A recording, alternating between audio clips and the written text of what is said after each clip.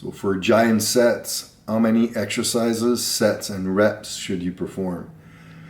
So giant sets, typically, generally speaking, it will be like 4 or 5 exercises. You also have like extended variations of giant sets, like the Sarcev method, which was developed by Milos Sarcev, the bodybuilder, where in certain situations he goes all the way up to 10 exercises for one single body part, but this is a little bit outside of the norm. So again, typically 4 to 5 exercises on the same body part done successively is what constitutes a giant set. Now, when it comes to sets, it can go anywhere from 3 all the way up to maybe 6, but you have to make sure that you progress the amount of sets over time. Like you obviously would not start at 6 sets right away. So for the most part, I tend to be a little bit more in the middle, which is like 4 to 5. Which is what I'm mostly going to use with most people when it comes to amount of sets. Now the reps, it varies a little bit. You can go maybe to 8 to 15 for the most part, but what's really important is whenever you select the reps, you have to take into account a few things. First, you have to take into account the nature of the exercises you selected. So for example, if you're selecting the back squat in a giant set, you're not going to do as many reps as a leg extension, for example. They're both quad dominant exercises, but obviously the leg extension being a single joint on a machine, so much more simpler in terms of stabilizer, and even like overall intermuscular coordination, so that allows you to do more reps, no problem. So you could have 8 reps on the squat, you could have 15 reps on the leg extension. But what's really important, the other point that's really important, is you have to take into account the total time under tension imposed on the muscle during the performance of the entire giant set. That's really, really like the point you're trying to target. So typically, the sweet spot for time under tension on the working muscle, you want a total time under tension of anywhere from 180 to 240 seconds. So 3 to 4 minutes of continuous work on the muscle is what you're looking for. And when I say continuous, obviously, there's going to be some transition time when you're changing exercises, but again, if you're doing, like, let's say a 5 exercise giant set, A1, A2, A3, A4, A5, where you have, back squat, barbell hack squat, leg press, leg extension, pendulum squat, whatever it might be, okay? So you have your 5 exercises. When you select the reps and the tempo, so let's say you're doing 5 exercises, 10 reps on the 5 exercises with a 3010 tempo on all exercises. So that's 10 reps, 3010, that's a 4-second tempo. So 10 reps times 4 seconds, so that's 40 seconds per exercise. So 40 seconds times 5, so that's 200 seconds of total time under tension. So at 200 seconds, I'm in my sweet spot of 180 to 240.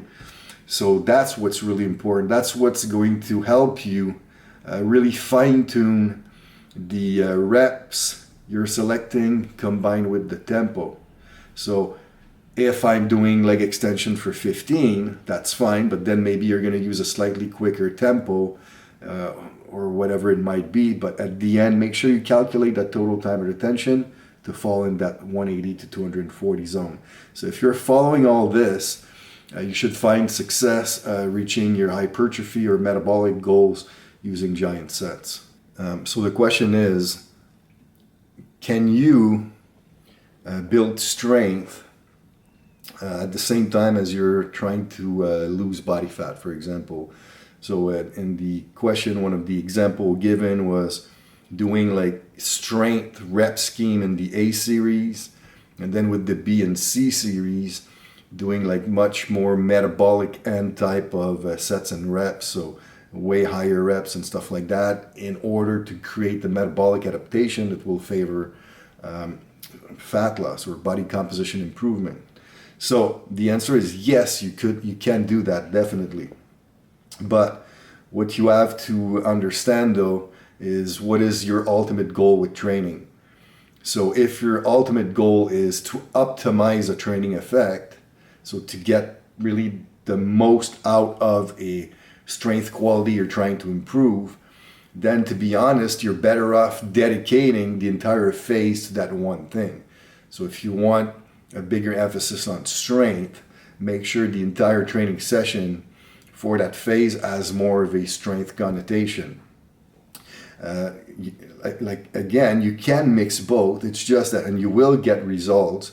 It's just that you have to understand that you're not going to reach the same extent of results of strength, nor will you reach the same extent of results in terms of body composition improvement.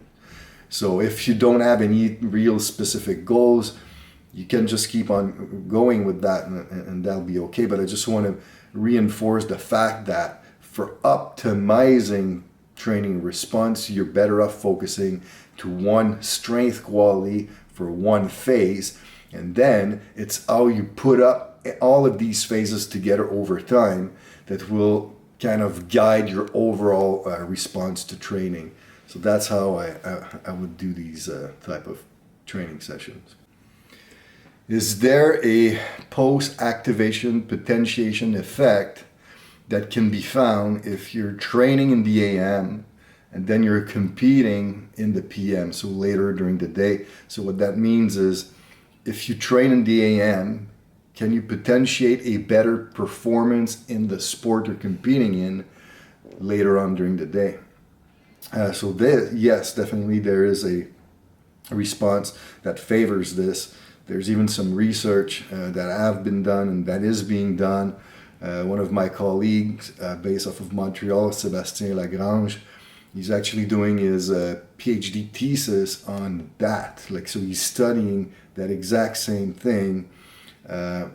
And what he's found so far is that there is a potentiation effect if you're training prior to a sporting event.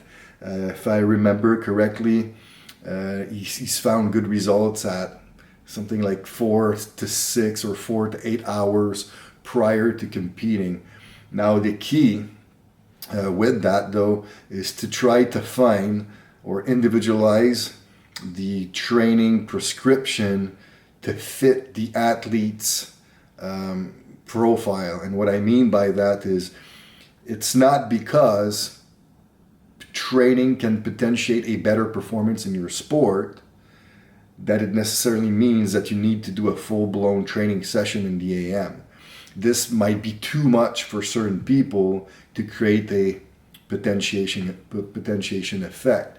So it might just be a matter of prescribing a few sets or a shortened workout, an abbreviated workout.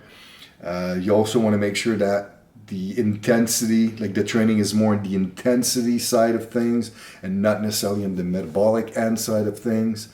Like if you were to do like giant sets or something like that before a hockey game, for example, this would create way too much fatigue to improve performance. But if the training is more neural, like speed or power or strength oriented, like let's say a few sets of Olympic weightlifting, heavy back squat, stuff like that, with a controlled volume, with appropriate rest period, this can definitely create a height of neural activation that will improve power output during the performance of your sport. So this is something to really look into. You can go and try to read up more on this from my friend Sébastien. But again, just make sure that you consider the individualization of how the athlete will respond to training. So what is my favorite intensifier technique to incorporate to a training program or a training session? So one of my favorite, if not my favorite, are drop sets. I really like drop sets. So one way you can use it So let's say you're using undulating periodization, and now you're in an accumulation phase. And your entire 12-week macro, let's say that it still has more of a absolute strength or maybe even relative strength outcome, but you could still, in your accumulation phase, once you've done your A series, so your A series was your primary multi-joint lift, you're doing your hard work, you're doing your quality work, focusing on getting stronger and on and on. But then what you can do with that B series and or C series is introducing drop sets on key lifts to basically increase volume to try to elicit a little bit more of a hypertrophy response during that phase. And we all know that hypertrophy is a great springboard for the expression of strength. So during your 12-week block, if you have these accumulation phase where you're trying to push a little bit more of a hypertrophy response, it should help you in the long run achieve higher levels of strength. So on muscles like, let's say the upper back, for example, muscles that tends to be more slow twitch in nature, I love to use a drop set because now it allows you to do a ton more reps, but at a higher average intensity, which will increase like tonnage, will increase tension, on and on. So very good for hypertrophy. So one of my favorite drop set scenario for the upper back for rows, for example, depending on of where you stand in the continuum of your training, I like to use like 10-8-8 or 8-6-6 as my reps for rows. So now if we're doing 10-8-8, for example, we're talking about 26 total reps being done, but the average intensity obviously will be higher than a 26 RM, which might be like 50% of your 1 RM. Now the difference is your first 10, you're actually using your 10 RM. So now you're using that 10 RM, you're tired, you can't go anymore. Now all you need to do is you strip down 5 to 15%, depending on your conditioning or fiber makeup. And then maybe you take a 10-second break and then you keep on going. You're doing more reps. You try to reach that 8. Then you drop another 5 to 15%. You try to reach 8 again. So you see how on average the load is much greater than a 26 RM, although you're performing 26 reps. And now the most important thing to get that sweet spot in terms of time under tension is I like to use a 2-0-1-0 tempo to make sure that the total time under tension is not too high. Because if you were to do 10-8-8 with 26 reps with a 4-0-1-0, for example, now the total duration of the set would be way too long.